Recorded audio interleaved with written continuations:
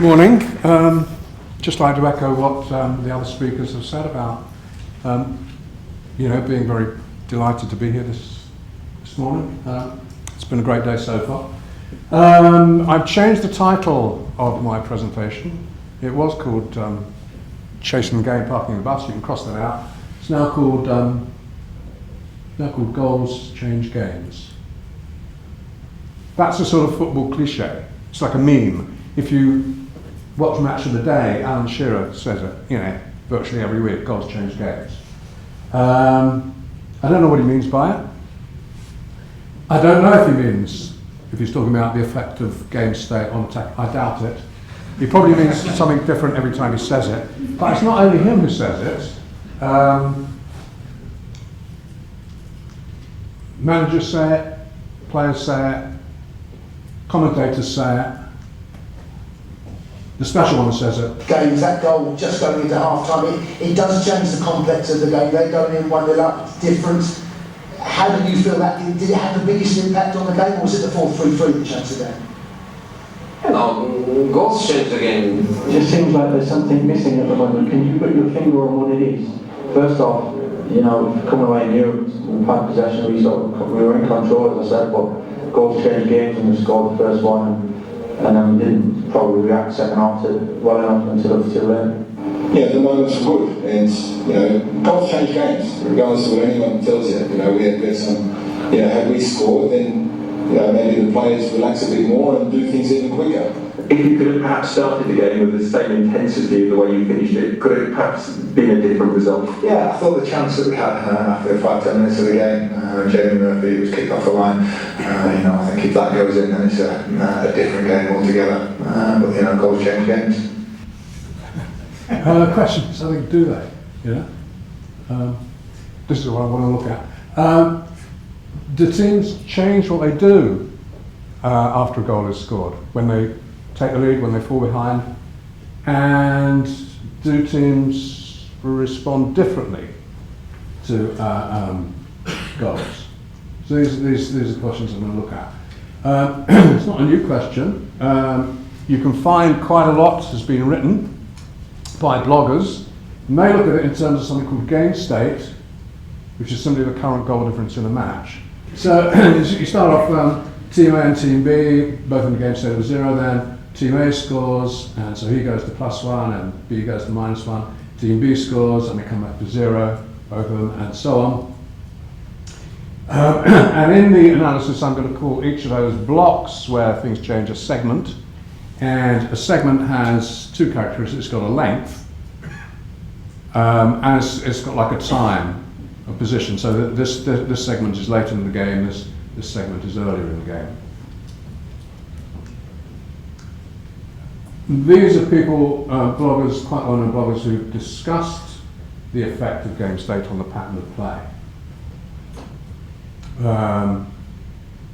I don't know, you kind of think you know these people because you read their blogs, but I don't actually know them. And most of them have used this thing, total shots ratio, as the indicator of team behaviour when they're looking at the effect of game state. So what's the effect on the total shots ratio? And the total shots ratio is, for Team A, is the number of shots Team A takes versus the number of shots both teams take. So it's like a ratio. And over some defined period of time. In our case, a segment. However,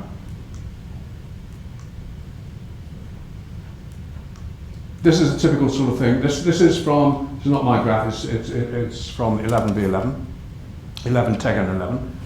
And on the bottom, we have the,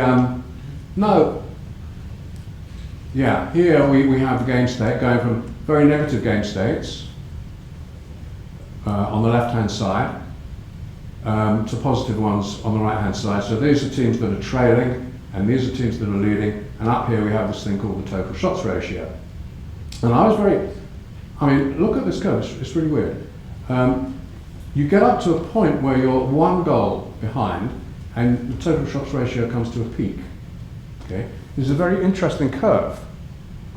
And when I saw it, I thought, this is great, because I've been reading some stuff by Daniel Kahneman, who's this psychologist who won a Nobel Prize in economics. And he talks a lot about risk-taking and making decisions under conditions of uncertainty and prospect ratio.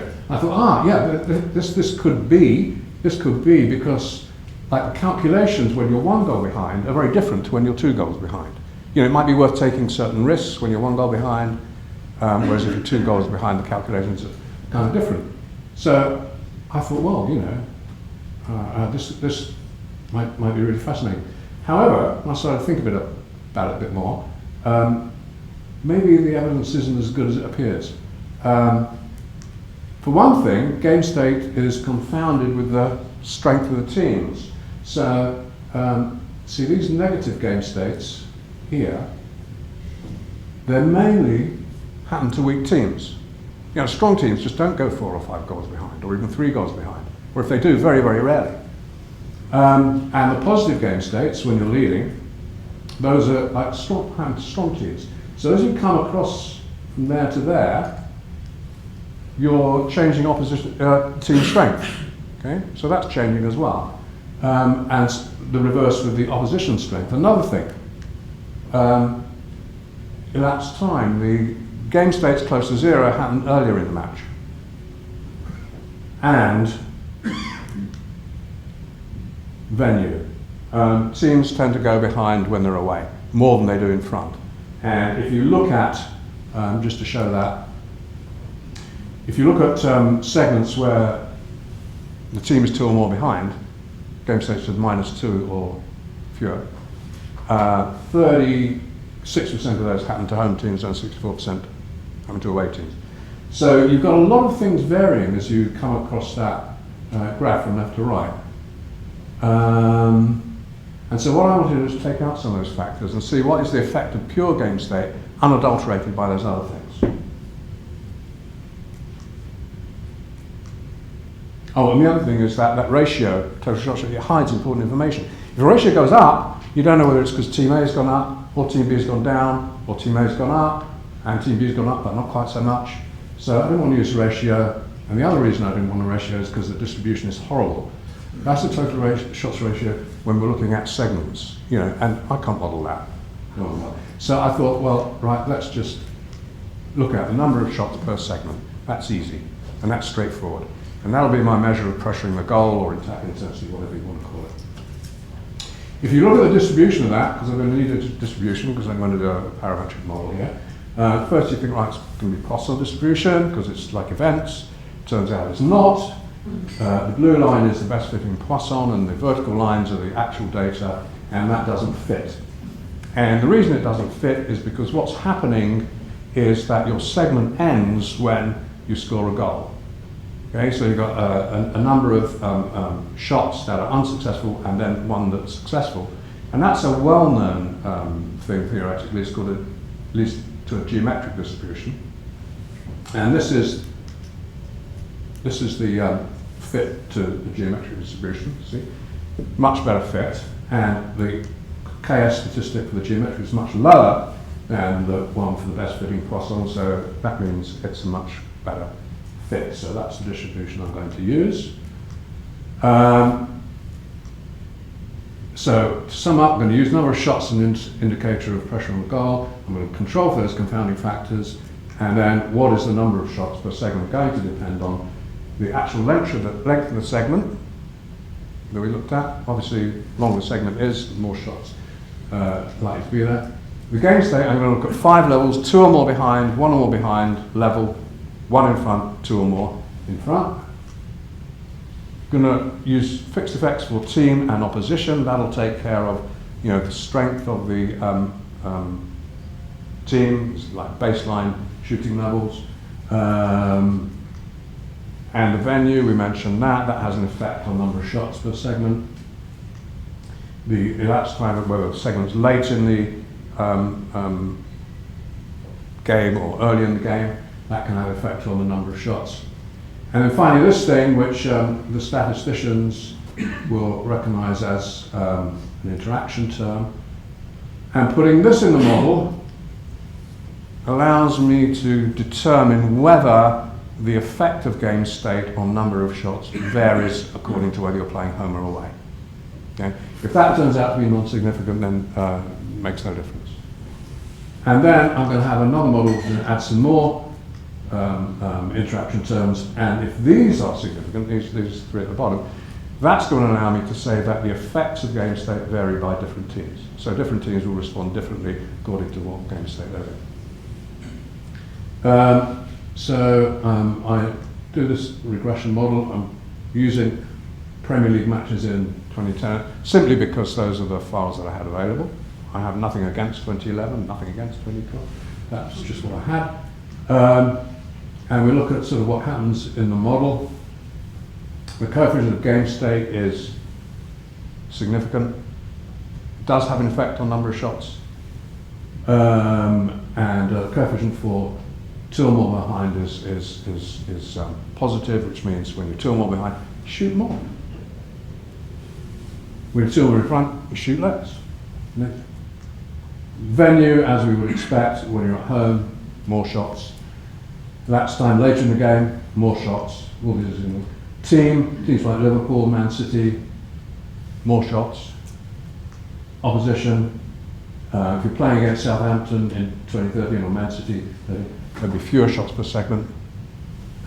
And then that interaction term was non-significant, which means the effect of game state on shooting is independent of venue. To see this better, better to look at a graph. And so we've got game state along the bottom now, and these are the what's called marginal means, which means this is the number of shots with all those confounding factors taken out. So it's pure effect of game state, controlling for opposition strength, controlling for team strength, controlling for venue, controlling for everything that we mentioned. And we can see, remember how that sort of sawtooth thing? It's disappeared. There's no sawtooth now. And with it, my dreams of a Nobel Prize have disappeared as well. And you can see that the lines are sort of more or less parallel, which is, that means that's because of that interaction term is not significant. So basically when you're 2 or more behind, you tend to shoot more. When you're 2 or more in front, or 1 or more in front, you tend to shoot less. And we can see that this difference, which is how much you're chasing the game, is sort of tends to be bigger than that difference, which is when you're sort of parking the bus, closing down the game. Similarly, for the away curve.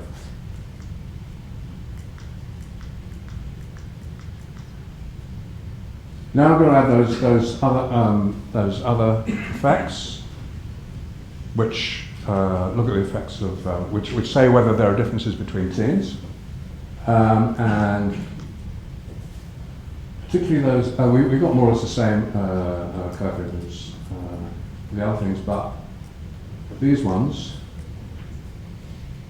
Oh, and one of this. Yeah. This one particularly, and this one show that there are differences between teams. And not all teams respond in the same way when they go behind. Not all teams respond in the same way when they go in front. I can show you. The first group of teams, I call them the unflappables. I've only got 3 game states in this model, that's all we need, behind, level and in front. And this is Arsenal in 2010. You can see whatever happened, they did nothing, they just carried on. Didn't matter whether they were leading, trailing, home or away, they just kept on. Another team was Manchester United, very similar pattern. Okay? And another team, Stoke, in 2013. Little bit of difference there, but basically they just carry on, these teams. Then you have teams that, when they go behind at home, kind of get really frantic. It's Newcastle in 2010. And you can see that, you know, when they're level, they're kind of shooting around about 14 shots per 90 minutes. And they go behind, they go up to 28. They double. Away, not so much. Manchester City, similar. You know, here they are when they're level, 30 shots per 90 minutes, up to 48 when they go behind. At home, at away, it's not so marked. And Liverpool, similar, going from 30 to 36. And they also tend to park, because Liverpool in 2013 tend to park a bit. But when they're away, no change. So, kind of interesting to see these different patterns. The other final thing I just want to talk about is, does this actually have any effect on performance, or is it just like a static thing that teams do? And I collapse home and away now, so I've just got them on curve. And I'm going to look at number of goals scored and conceded per season in terms of the baseline shooting level, control for that, and then the critical variables are this one, which is the amount of chasing that they do, and this one, which is the amount of parking that they do. And I'll just run a simple regression with those as the independent variables. And lo and behold, baseline shooting level has a positive effect, highly significant effect on goals scored. So the more you shoot, we knew that anyway. But chasing works. If you chase, you score even more goals, controlling for baseline shooting level. Parking has no effect on goals scored. So what about goals conceded? Well, baseline shooting level, significant. If you shoot more, you concede fewer goals. So kind of in a way, attack is the best form of defence, or second best form of defence. Defence is of course the best form of defence, but defending properly is the best form of defence. But attack is also a form of defence. Chasing has no significant effect on goals conceded. You might think that if you chase, you might concede a few more goals, but with the data I've got, it's not statistically significant. Parking, well, that wasn't significant, but strangely the effect was positive. So I don't know why. You'd expect that teams that park would concede fewer goals. It's not significant, but there we are. So to sum up, teams in negative game states tend to shoot more. You forget the sawtooth thing. In positive game states, they tend to shoot less. Different teams have different styles. And after accounting for those baseline shooting levels, the chasers score more goals.